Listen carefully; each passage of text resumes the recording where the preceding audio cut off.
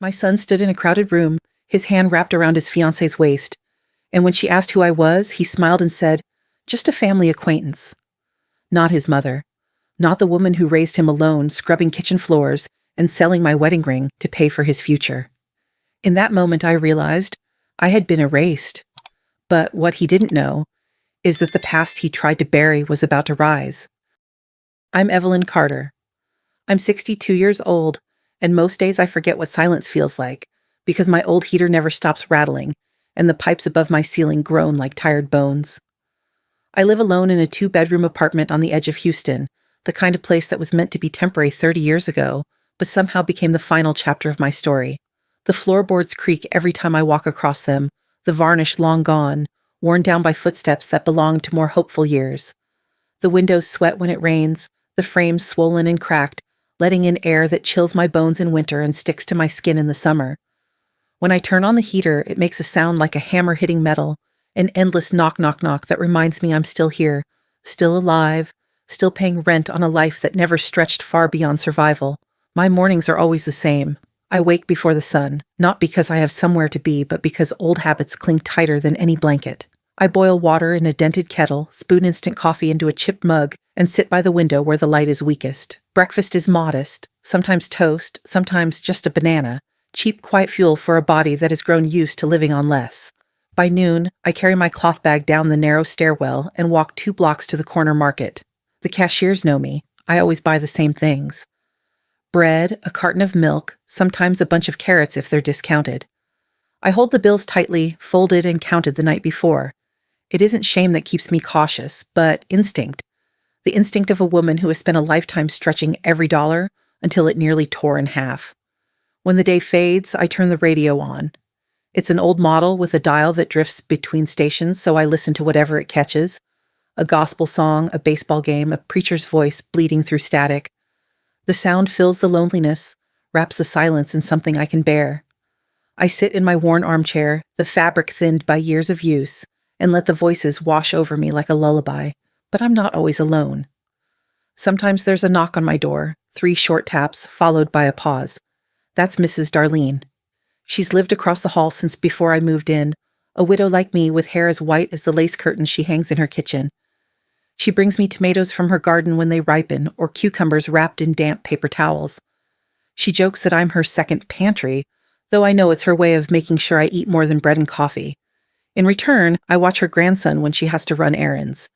He's a lively boy with a cowlick that never sits flat, and he fills my apartment with a noise I didn't know I missed until it returned. He plays with spoons and pans, turning my small kitchen into a drum set, and for a few hours I remember what it felt like when my son was small. Mrs. Darlene always thanks me like I've done her some grand favor, but she doesn't realize it's me who's grateful. Her knocks, her vegetables, her grandson's laughter, they remind me that I'm still part of the world, even if it's only in fragments. Still, when the door closes and the quiet swells again, I am left with the truth. This life, this apartment, this routine, it wasn't supposed to be everything. It was supposed to be a bridge, a stepping stone, a waiting room before something better arrived. But the better never came. I look around these walls, cracked and weary, and I think about how much of myself I poured into raising one boy, my only boy. I gave him all of me, my health, my strength, my youth, believing he would carry me into a brighter tomorrow.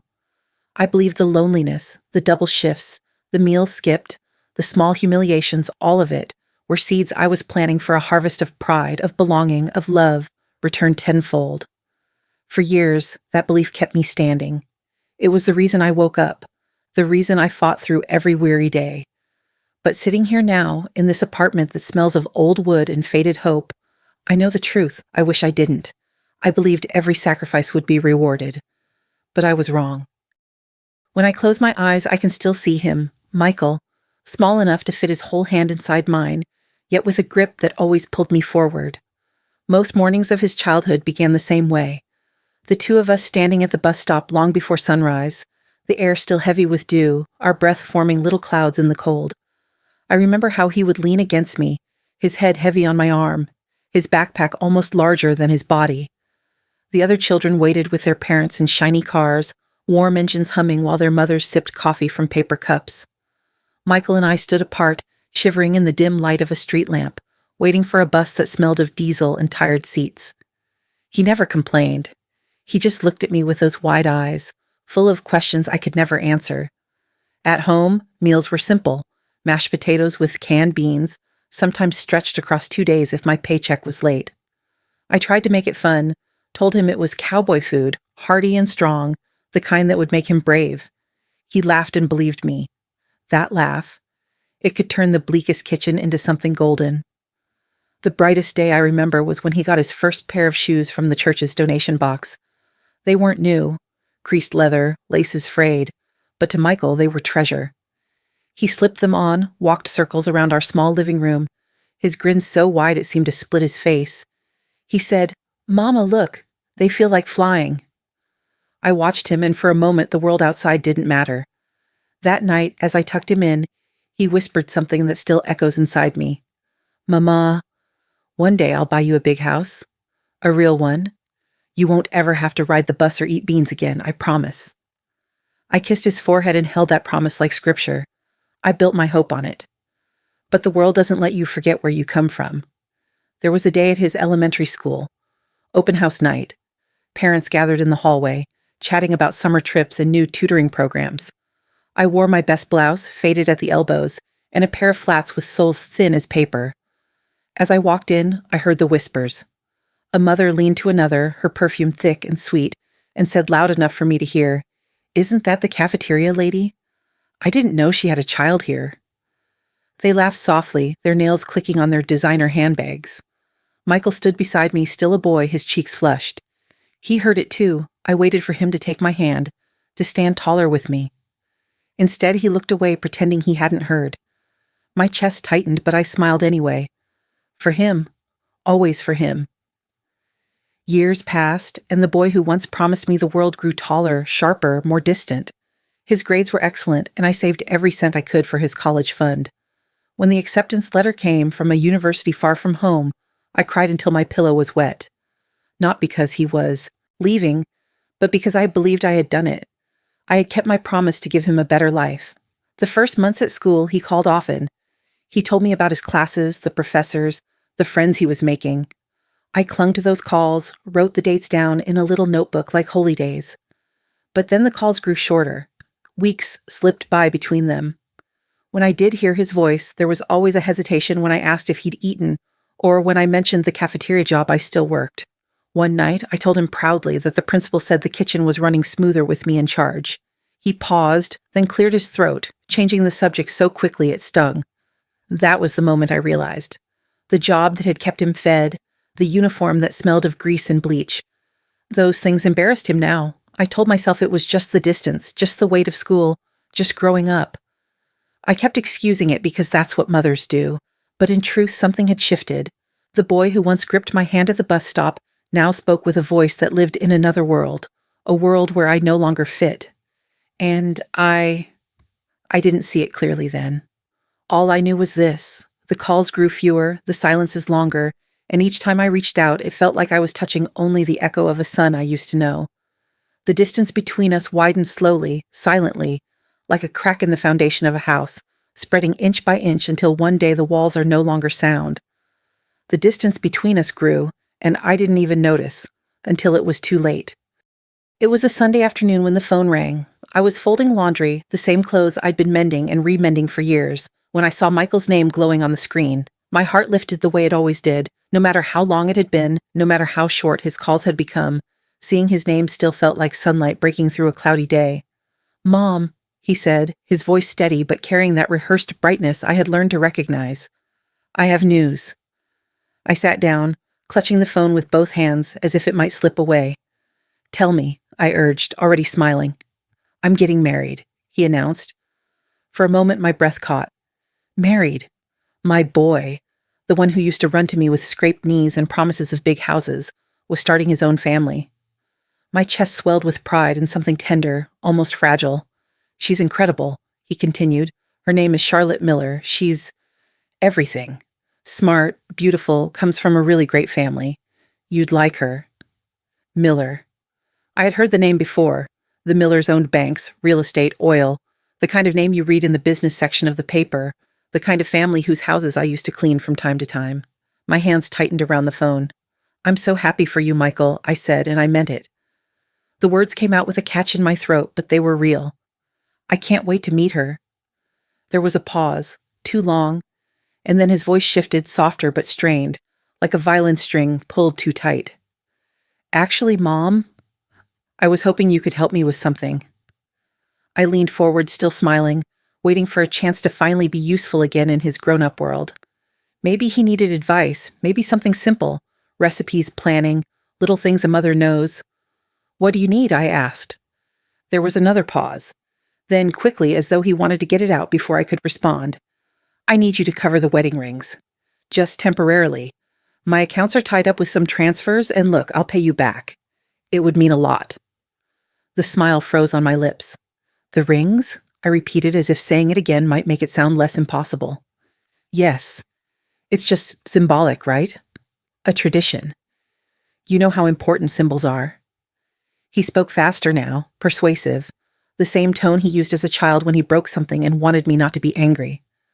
My eyes drifted to the shelf across the room where Thomas's old photo sat, framed in wood worn smooth by time. Next to it was the small jewelry box I hadn't opened in years. Inside lay the last gifts of a life I once shared, a silver bracelet from my mother and the wedding band Thomas gave me when we promised each other forever. "Michael," I whispered, "you know I don't have much." "I know," he replied quickly, still avoiding the weight of my words. "But it would mean everything. Just this. Once. Please." I closed my eyes, hearing both voices at once, the boy who once promised to buy me a house, and the man now asking me to strip away the last tokens of love I had left. That night, I sat at my kitchen table with the jewelry box open before me.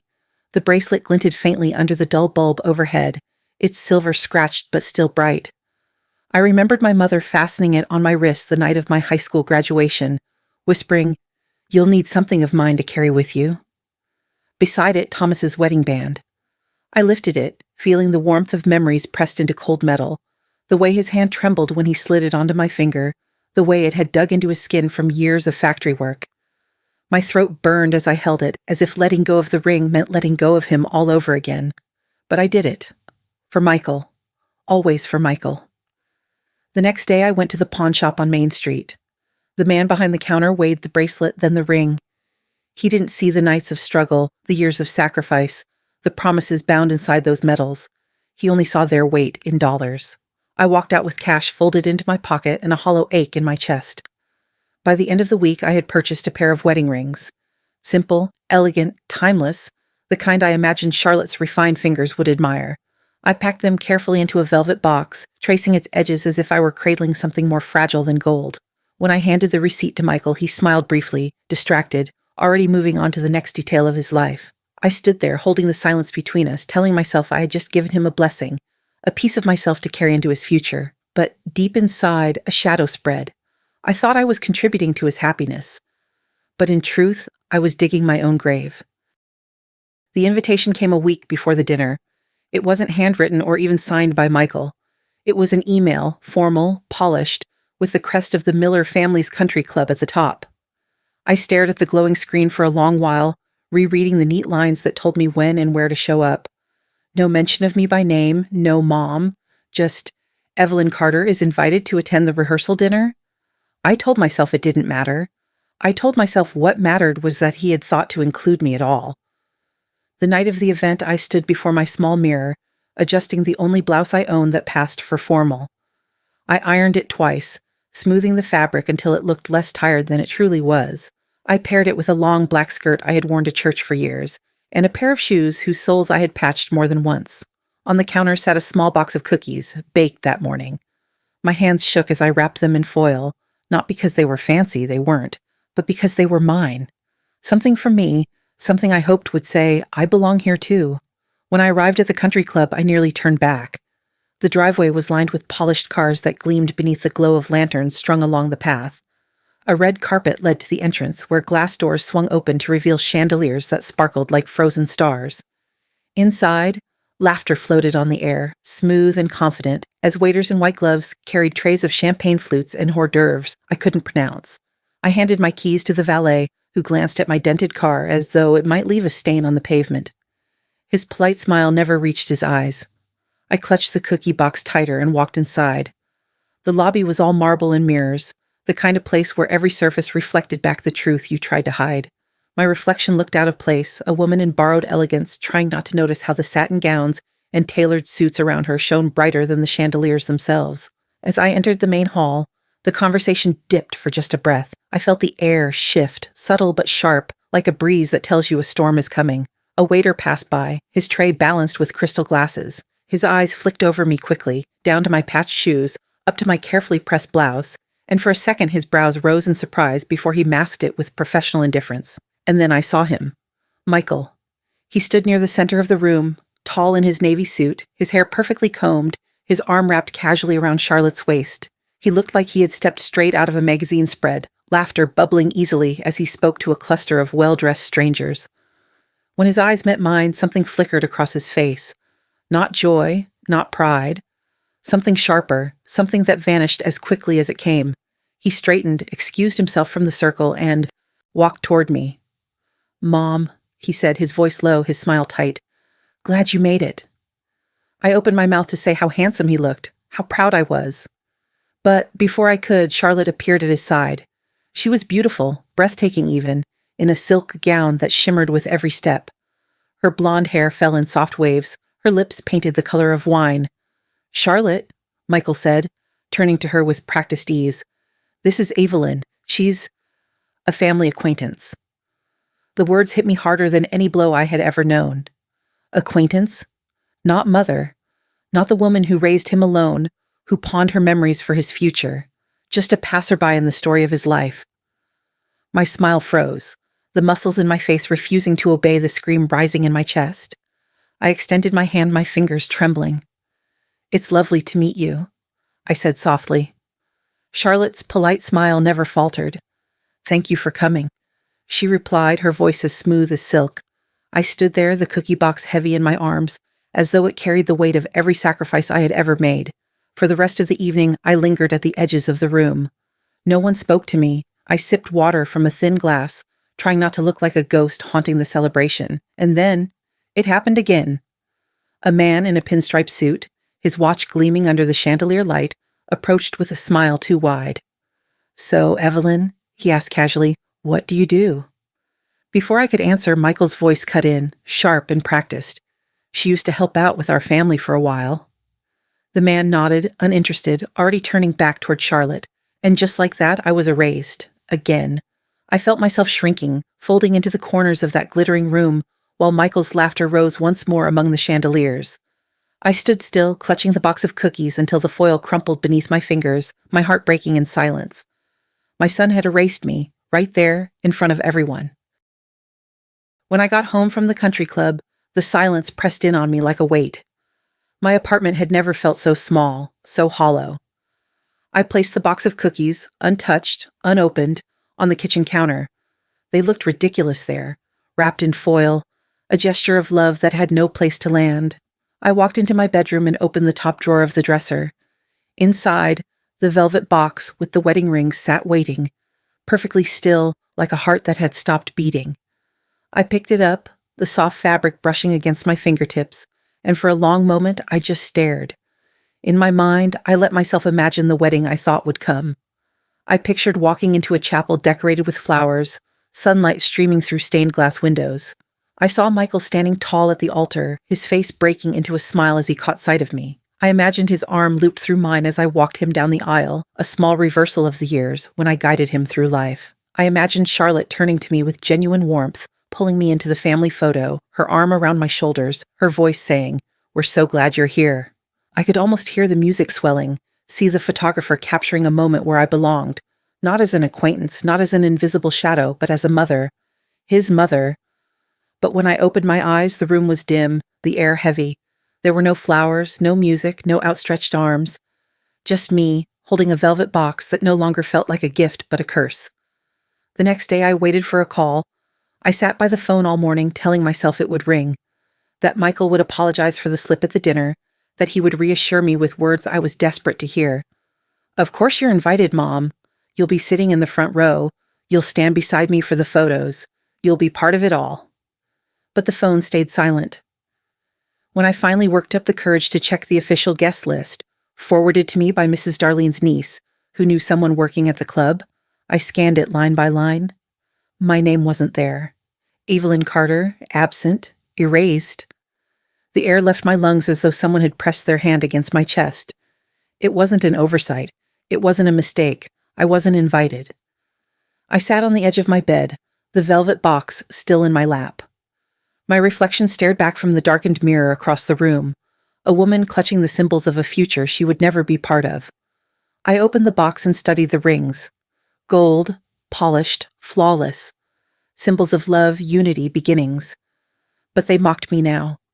I had sold pieces of my past, my mother's bracelet, my husband's wedding band, to buy them. And in return, I had been cast out of the very future they were meant to bless. The apartment was too quiet, but inside my head the noise was deafening. I could hear echoes of laughter from the country club, see the chandeliers glittering as I stood. Alone at the edge of the room, I could hear Michael's voice, calm and practiced. She's a family acquaintance.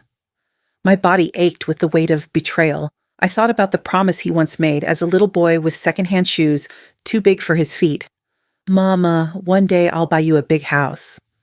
I thought about the nights I stayed awake, double shifts in the cafeteria, scraping grease off pans, telling myself it was all worth it.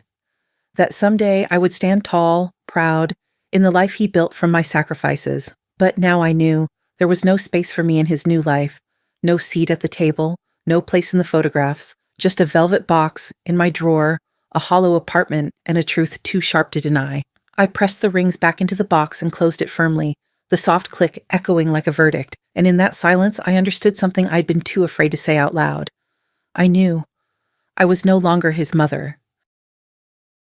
That night I couldn't sleep.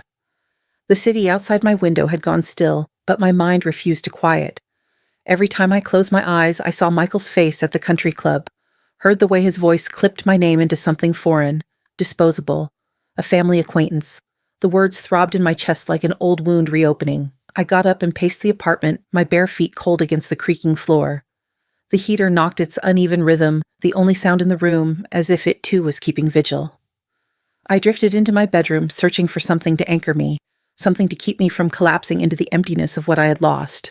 That's when my eyes fell on the closet. In the far back, behind stacked shoeboxes and folded blankets, sat a wooden chest I hadn't touched in decades. Thomas's chest, my husband's.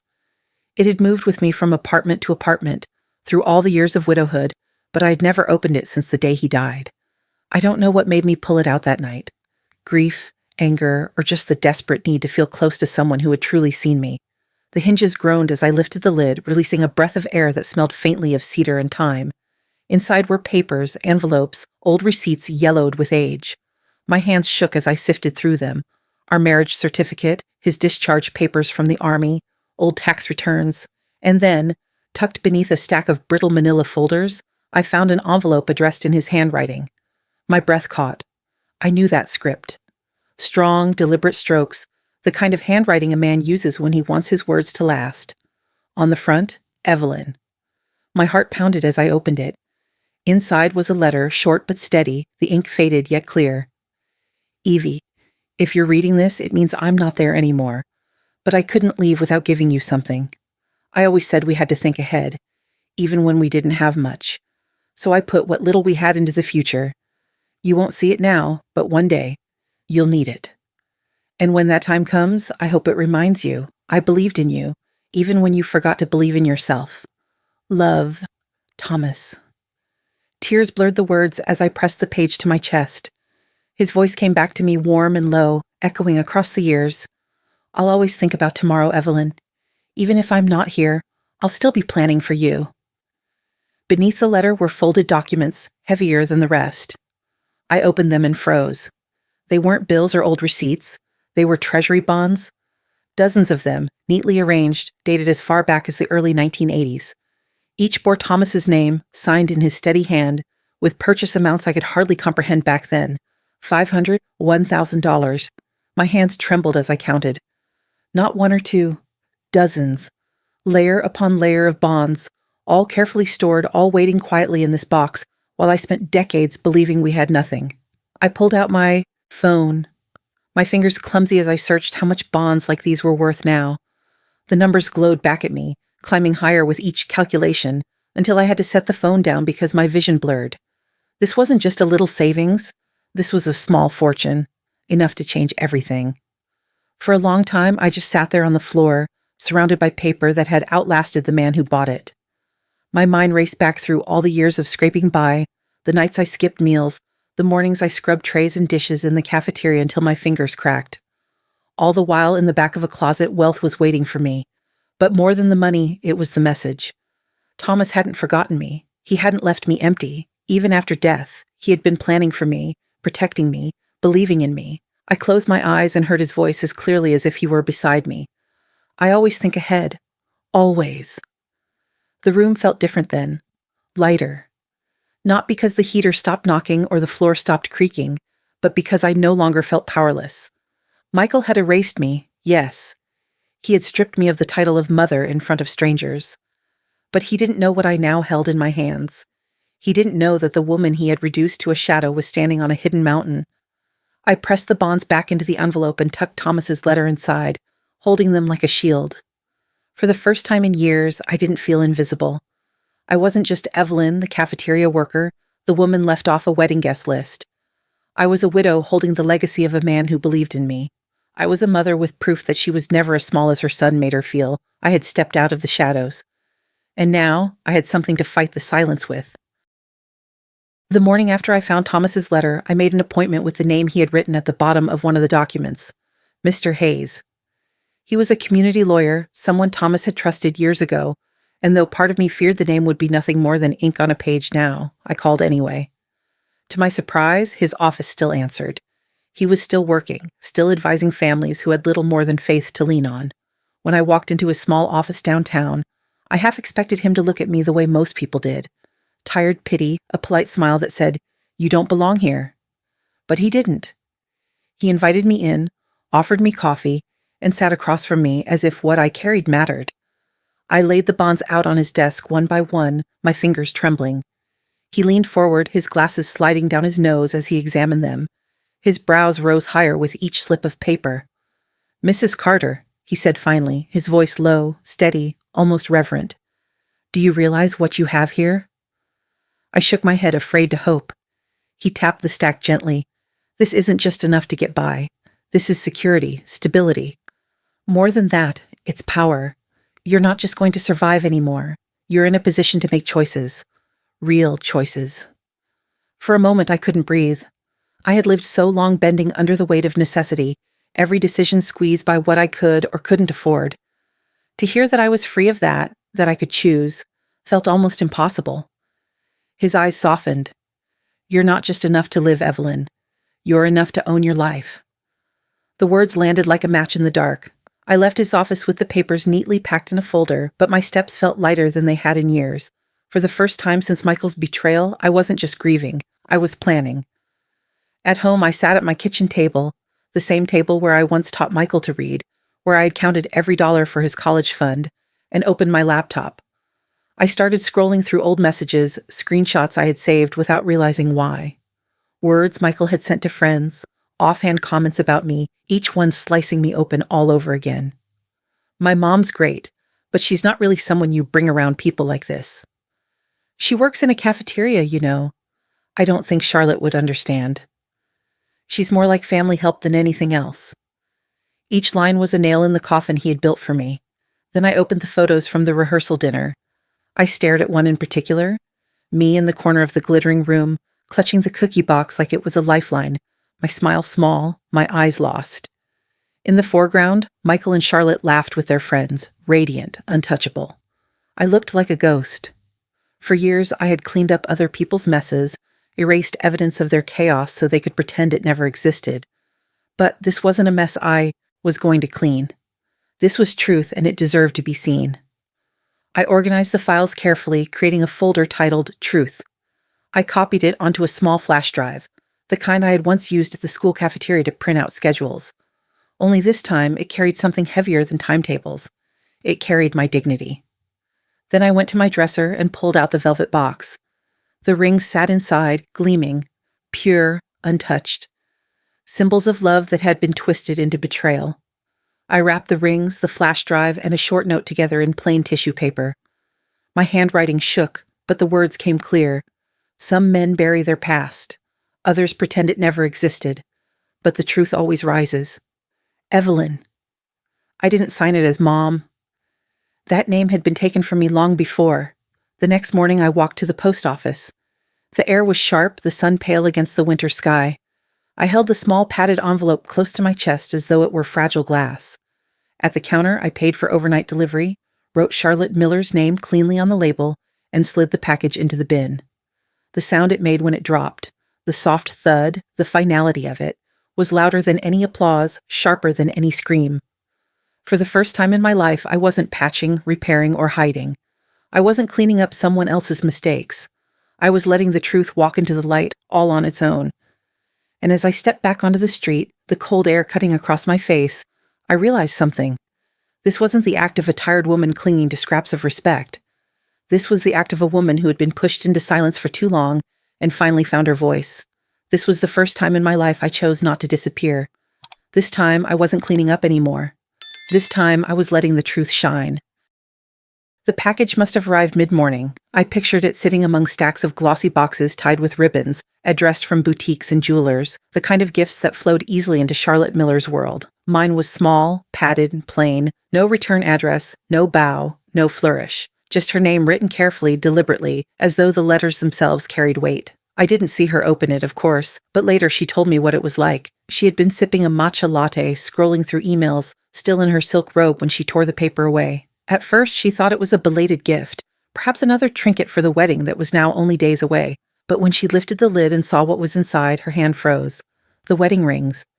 The same ones Michael had shown her briefly, claiming they had been ordered by his assistant. Now they sat in their velvet case, gleaming under her kitchen lights, and beside them, a small flash drive wrapped in tissue. She slid it into her laptop with hesitant fingers. A folder appeared on the screen. Its name, Truth.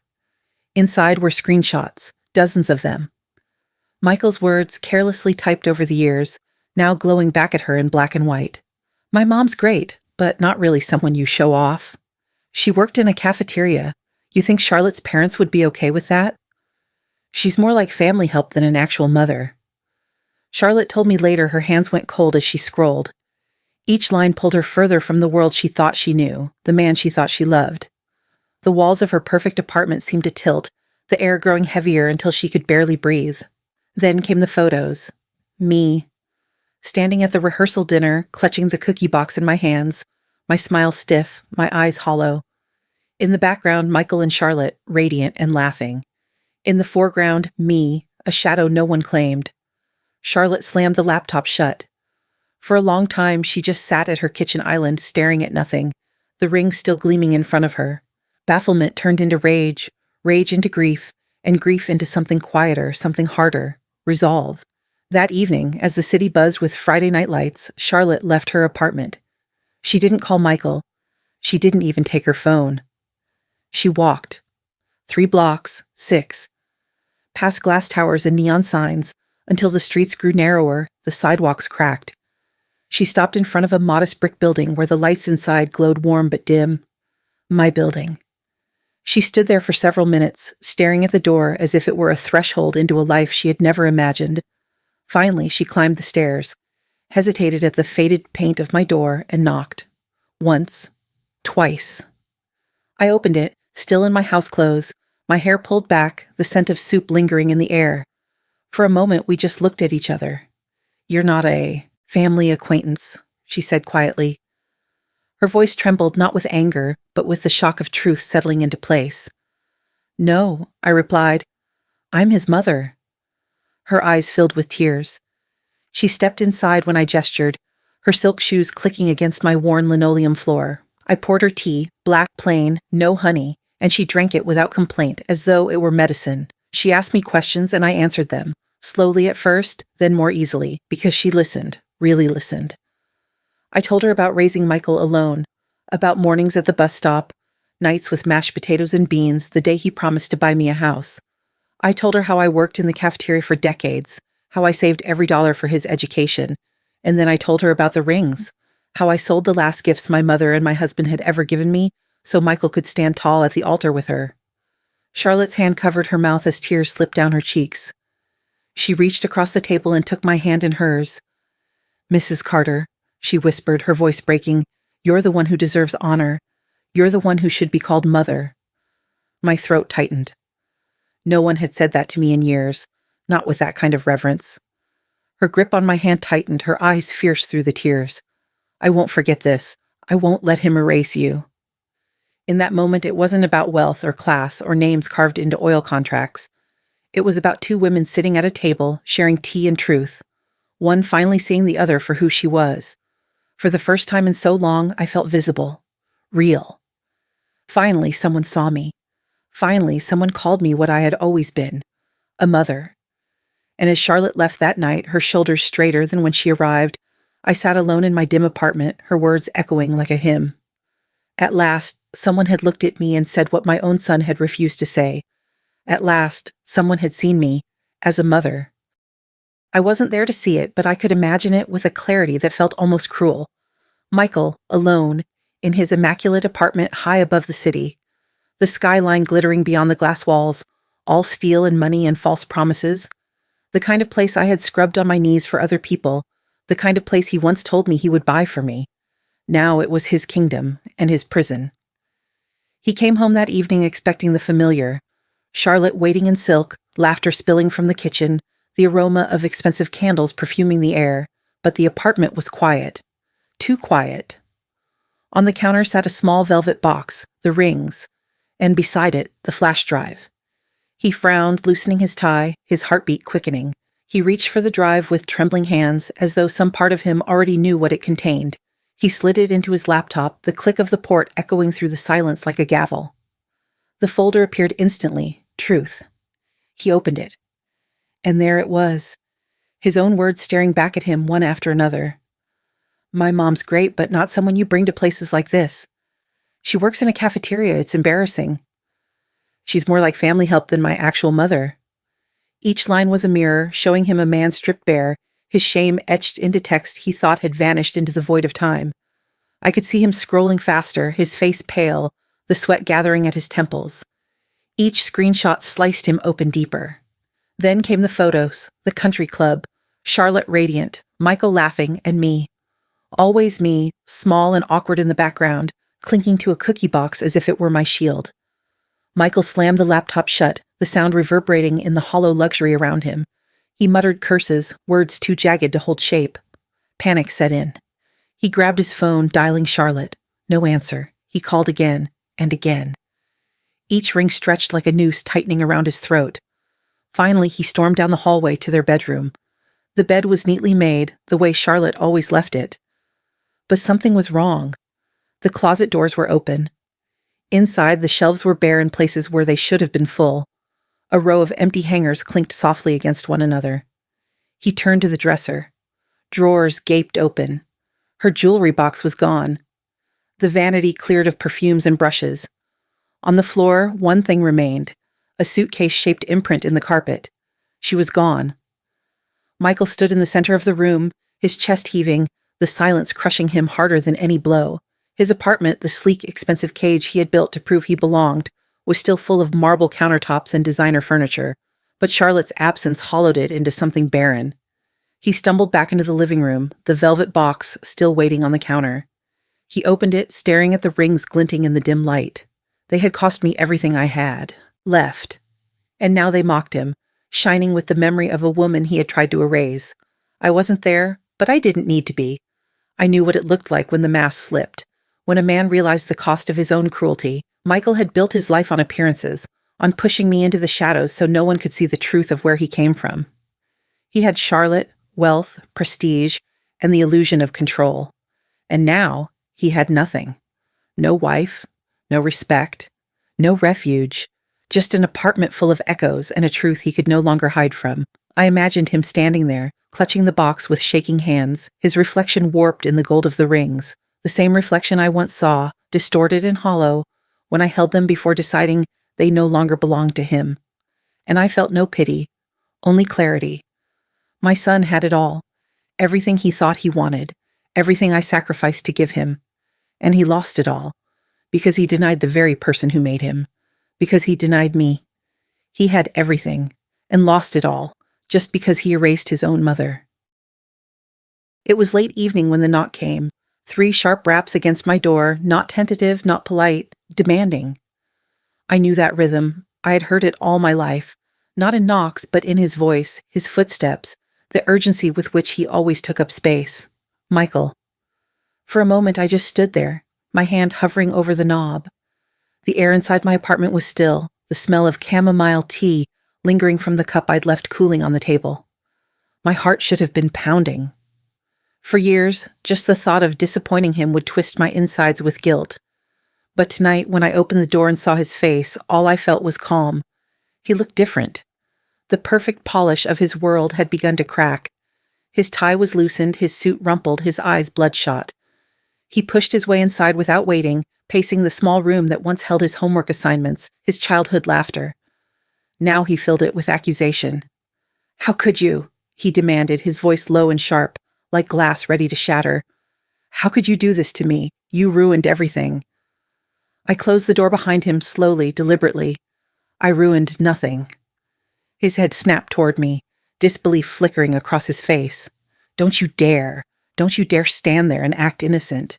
You exposed me. You humiliated me. Because of you, Charlotte is gone.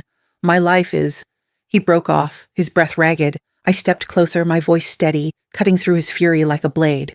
"No, Michael, you did that all on your own. I didn't erase you. I didn't lie. I didn't hide. All I did was hold up a mirror, and you couldn't stand to see what stared back at you." His mouth opened, then closed. The anger in his eyes faltered for the first time, replaced by something rawer, fear, maybe, or shame. "You're supposed to protect me," he said finally, his voice breaking, sounding less like a man and more like the boy who once begged me not to be angry when he broke a window. "You're my mother." I felt the sting of that word, the way he used it now only when it served him. For years, he had stripped it from me, denied me the right to claim it, and now, when everything he had built collapsed, suddenly he remembered. I lifted my chin. A mother protects her child when he is helpless. But when that child grows into a man who chooses deceit, who chooses shame, who chooses to erase the very woman who gave him life, tell me, Michael, what is a mother supposed to protect him from? The truth? He flinched as if the word struck him. His gaze darted around my apartment, lingering on the chipped paint, the worn furniture, the life he had once tried to bury. He looked smaller there, out of place, as though my modest home carried more strength than his glittering high-rise. Finally, he clenched his fists, his jaw tight. "You'll regret this," he muttered, but there was no conviction in his tone, only emptiness. I stepped forward, closing the space between us until he had no choice but to meet my eyes. "No, Michael. For the first time, I don't regret anything. You erased me, but I found myself. You tried to bury me, but I rose. You lost everything because of choices you made, not me." The silence stretched, thick and unyielding. His face twisted, but no words came. And then, without another glance, he turned and walked to the door. His shoulders hunched, his steps heavy. He didn't look back. He didn't say goodbye. The door clicked shut behind him, and for the first time in my life, I didn't collapse under the weight of his anger. I didn't tremble. I didn't beg. I simply stood there, calm, unshaken, the quiet of my apartment wrapping around me like armor. And I realized something that filled me not with sorrow, but with a strange, steady relief. For the first time, I wasn't afraid of him. For the first time, I didn't fear my own son. For the first time, I stood firm, and he was the one who had to walk away. And as I turned back toward my cooling cup of tea, I knew this truth with a clarity that burned brighter than any chandelier, stronger than any accusation he could ever hurl at me. For the first time, I wasn't trembling. For the first time, I wasn't cleaning up. For the first time, I wasn't afraid.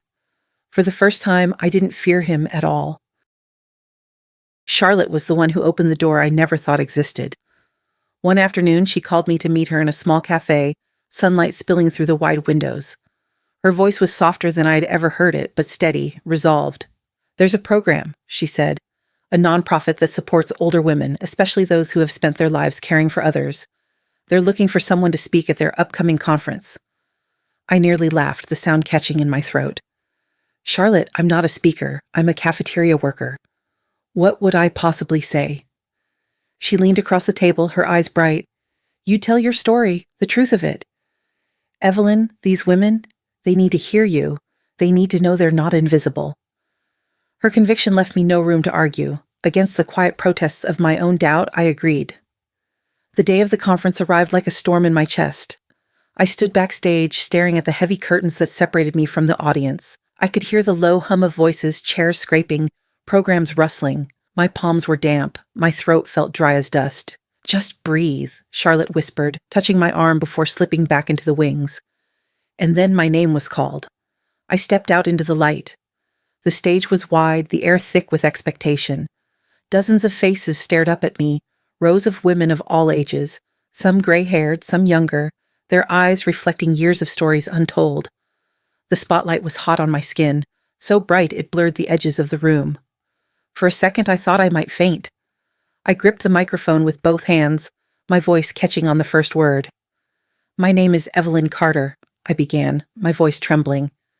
And for most of my life, I believed being a good mother meant being invisible. The silence in the room grew heavy, not hostile but attentive. Waiting. So I told them. I spoke about raising a son alone, about bus rides in the cold and dinners of beans and potatoes.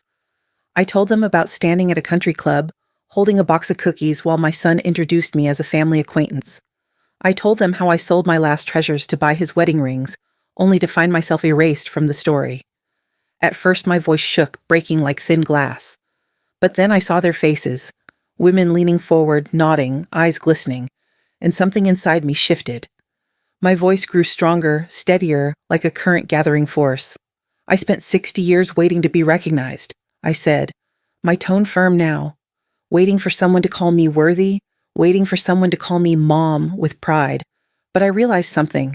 You can spend your whole life waiting, or you can decide to stop being invisible. I stopped waiting, and when I did, I found myself.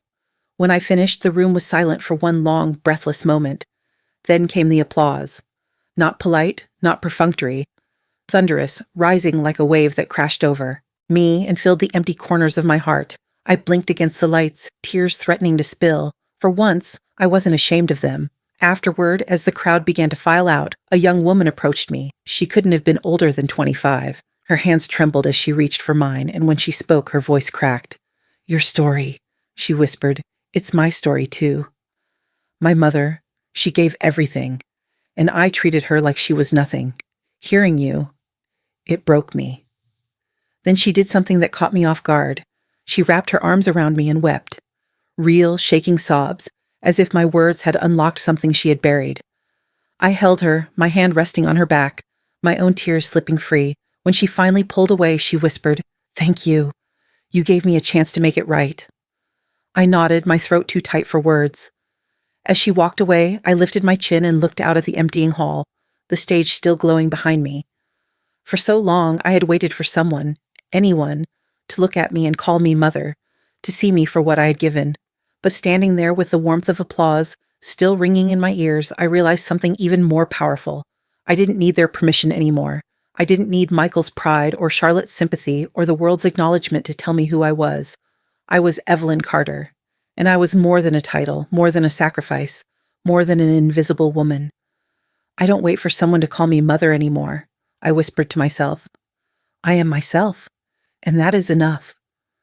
And in that moment, with the stage lights fading but still warm on my shoulders, I felt it, clearer than ever. For the first time, I felt the light not above me, not around me, but on me. For the first time, I felt the light resting squarely on my shoulders. The hall was brighter than I expected. Rows of chairs stretched before me, filled with faces. Women leaning forward, notebooks open, men scattered among them, curious, attentive. I had been invited to speak at a regional summit this time, bigger than the first conference. The stakes felt higher, but the fear that once wrapped around me had loosened. When the announcer called my name, I stepped into the light. The applause greeted me, softer than thunder but steady like rain on a roof. I smiled, adjusted the microphone, and began. I told them what I had lived. The long mornings at the bus stop, with Michael's small hand in mine. The cafeteria shifts that bled into double shifts, the sacrifices that filled my years like stones in my pockets. I told them about the country club dinner, how my son introduced me as a family acquaintance, and how I learned that sometimes betrayal doesn't come from enemies, but from the people you love most.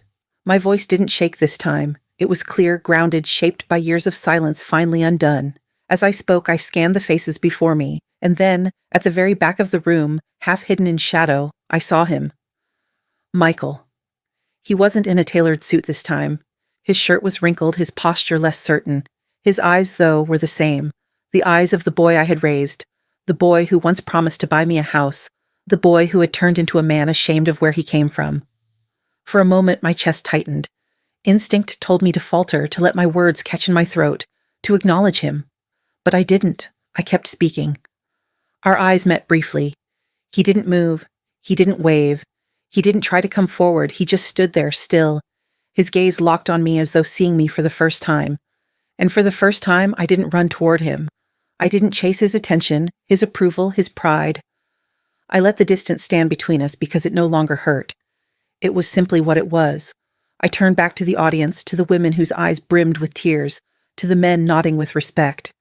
The words flowed from me, not for him, not for anyone I had lost, but for myself and for those who needed to hear them. When the applause rose at the end, it was deafening.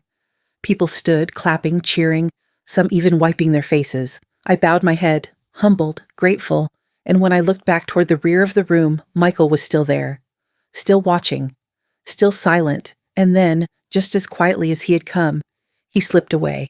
I didn't follow, I didn't call after him, I didn't need to, because for once in my life, my worth wasn't tied to his gaze. It wasn't anchored in whether or not he called me Mom, or whether he finally admitted to himself what I had always been.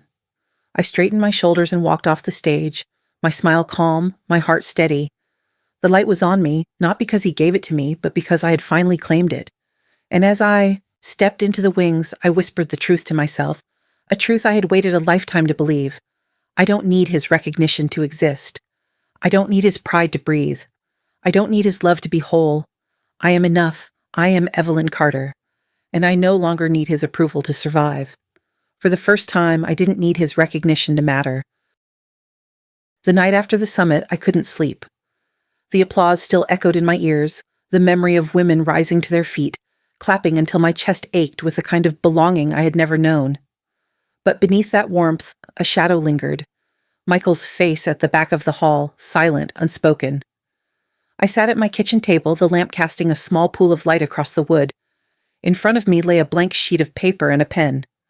For years, I had written checks, grocery lists, shift schedules, words of survival.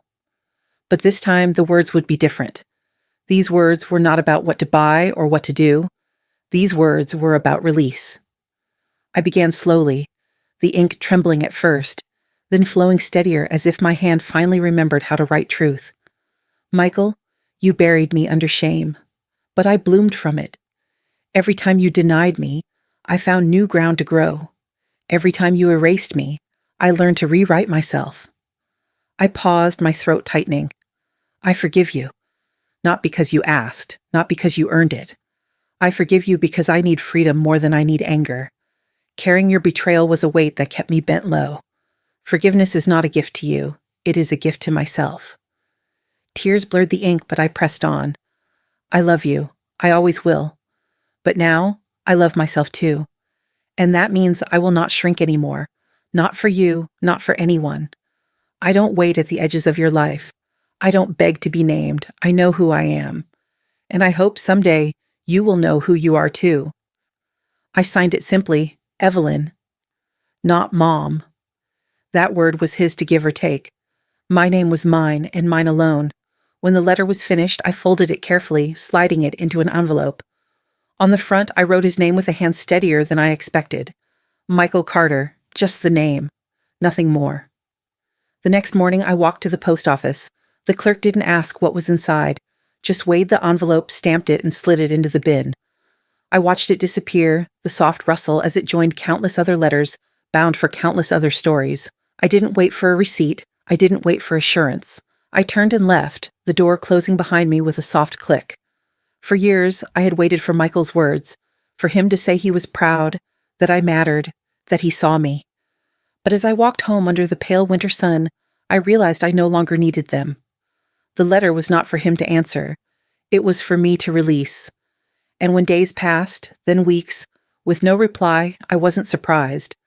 I wasn't even disappointed. Because sometimes silence is the only answer you'll ever get.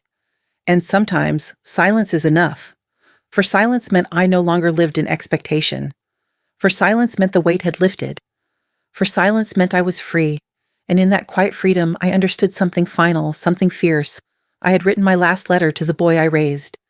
And the woman I had become no longer needed his reply.